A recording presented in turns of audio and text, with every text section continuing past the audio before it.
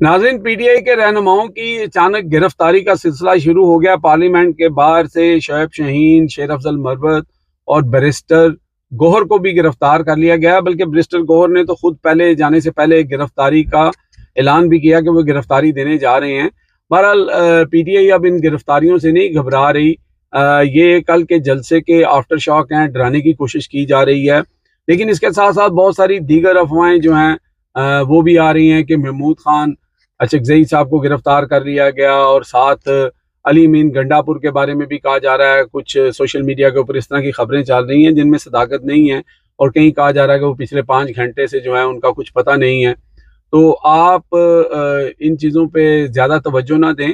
बाकी ये गिरफ्तारियाँ अब से नहीं हो रही, अब तो बहुत पुरानी बात हो गई है। मेरा नहीं ख्याल कि पीटीआई की क़यादत जो है या पीटीआई के जो वर्कर हैं वो इस बात से परेशान हैं, क्योंकि गिरफ्तारी और ये मामला जो हैं वो सब पता है कि वो क्यों हो रहे हैं और कैसे हो रहे हैं। एक खबर और जो है वो इस वक्त गर्दिश कर रही है कि जो IMF है वो जो इसहाक डार ने जिस तरह की गुफ्तगू यहाँ यूके में खड़े होकर की, जिस तरह के इल्ज़ामात IMF के ऊपर लगाए, मैंने कल भी कहा था कि अपने पाँव पे नहीं, पाकिस्तान के पाँव पे कुल्हाड़ा मारने की बात कर रहे हैं।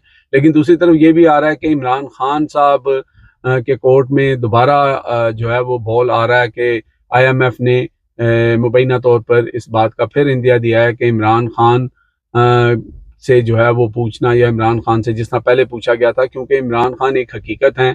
और कल के जलसे के बाद इंटरनेशनल मीडिया ने जिस तरह उसको कवर किया है, जिस तरह बताया है कि किस तरह का माहौल था, किस तरह लोग चार्ज थे, और इमरान खान की इस वक्त पब्लिक के अंदर जो पॉपुलैरिटी है वो कितनी ज़्यादा है, तो ये किसी से ढकी छुपी नहीं है।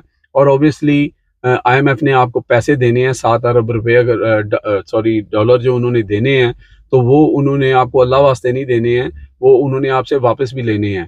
तो वो अपनी सिक्योरिटी तो देखेंगे, और उनका सबसे बड़ी डिमांड जो है वो यही है कि जनाब जो मुल्क के अंदर सियासी इस्तेहकाम जब तक नहीं होगा, मुल्क आगे नहीं बढ़ेगा। चाइना की भी यही डिमांड है, सऊदी अरेबिया, मिडल ईस्ट के बाकी कंट्रीज़ की भी यही डिमांड है।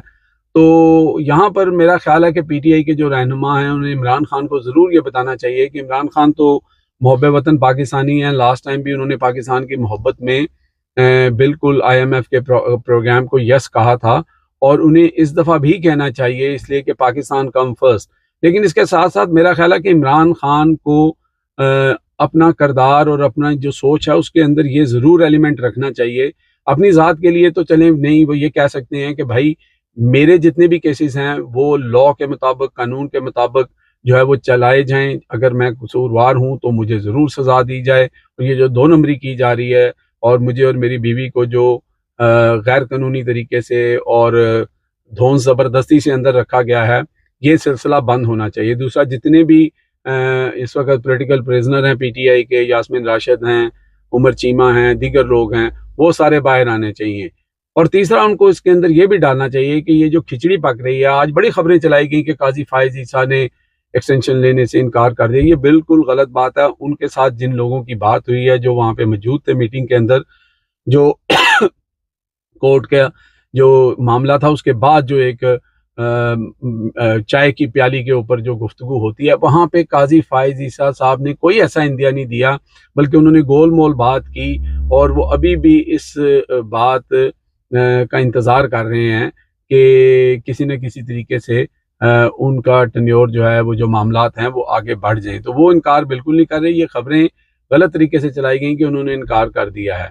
तो ये भी इमरान खान को कहना चाहिए और पीटीआई को कहना चाहिए कि काजी फायज ईसा की एक्सटेंशन किसी सूरत में नहीं होगी। और ऐसी सूरत के अंदर अगर IMF का वफद उनके पास जाता है और ऐसी कोई बात आती है, जो कि मुबैना तौर पर कहा जा रहा है कि ऐसा होने के चांसेस हैं, कुछ जर्नलिस्ट ने इसको रिपोर्ट किया है, ये मेरी खबर नहीं है, तो इमरान खान को मेरा ख्याल है कि इन चीज़ों के ऊपर अपनी रिहाई जो है कानून के मुताबिक, अपने जो वर्कर्स हैं जो अंदर हैं उनकी रिहाई, और फिर काजी फायज ईसा के मामले के ऊपर ज़रूर गुफ्तगू करनी चाहिए। और बाकी सियासी मामला जो हैं जब वो बाहर आ जाएं तो फिर वो साथ साथ चलते रहेंगे। आप इसके बारे में क्या कहते हैं, अपने कमेंट्स में ज़रूर बताइएगा। अब तक के लिए इतने ही। देखते रहे मेरा channel hitlist by Amjad Chaudhary. अल्लाह हाफिज़।